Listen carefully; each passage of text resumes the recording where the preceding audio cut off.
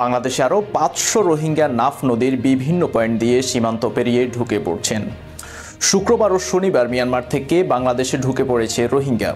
গত 2 সপ্তাহে উখিয়া ও টেকনাফ সীমান্ত দিয়ে এসেছে কমপক্ষে 8000 রোহিঙ্গা। এছাড়া মিয়ানমারের মংডুর, মণিপাড়া, শিকদারপাড়া ও আইরপাড়া এলাকায় অন্তত 40,000 রোহিঙ্গা বাংলাদেশে অনুপ্রবেশের অপেক্ষায় রয়েছে বলে জানিয়েছেন সংশ্লিষ্টরা। পালিয়ে আসা রোহিঙ্গারা জানান, মিয়ানমারের রাখাইন রাজ্যে চলমান সংঘাতের মধ্যে সীমান্তে আইনশৃঙ্খলা রক্ষাকারী বাহিনীর চোখ ফাঁকি দিয়ে তারা বাংলাদেশে ঢুকে উখিয়া, টেকনাফের ক্যাম্পগুলোতে আশ্রয় নিচ্ছেন।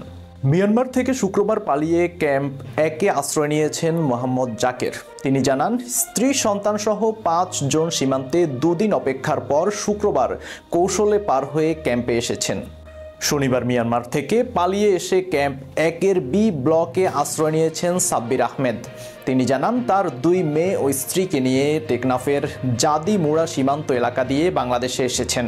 জীবন রক্ষার জন্য তারা সপরিবারে পালিয়ে এসেছেন বলেও জানান এই রোহিঙ্গা। বেশিরভাগ রোহিঙ্গা বাংলাদেশে ঢুকছে জাদিমুড়া, দমদমিয়া, কেরনতলি, বরৈতলি, লইট্টাপাড়া, জালিয়াপাড়া, নাজিরপাড়া, মৌলভীপাড়া, নয়াপাড়া, শাহপরীর দ্বীপ, জালিয়াপাড়া, মিস্ত্রিপাড়া, ঘোলাচর, ঘুরেমুখ, আলীর ডেইল, মহেশখালিয়াপাড়া, লম্বরি, তুলাতলি, রজারছড়া, বাহারছড়া সীমান্ত এবং উপকূল দিয়ে।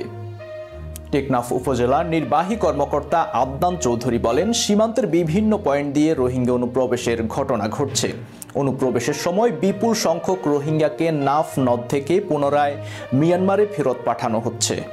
অনুপ্রবেশ ঠেকাতে নাফ নদ ও সীমান্তে টহল জোরদার করা হয়েছে। এদিকে উখিয়ার কয়েকটি রোহিঙ্গা ক্যাম্পে হঠাৎ করে অস্থিরতা দেখা দিয়েছে। গত 2 দিন 2 রোহিঙ্গা গ্রুপের গোলাগুলিতে অন্তত 15 জন আহত হয়েছে। রোহিঙ্গা নেতা আলী হোসেন বলেন, বৃহস্পতিবার ক্যাম্প 18-তে 2 পক্ষের গোলাগুলিতে 7 জন আহত হয়। এর আগের দিন ক্যাম্প 15-তে আহত হয়েছে আরও 8 জন।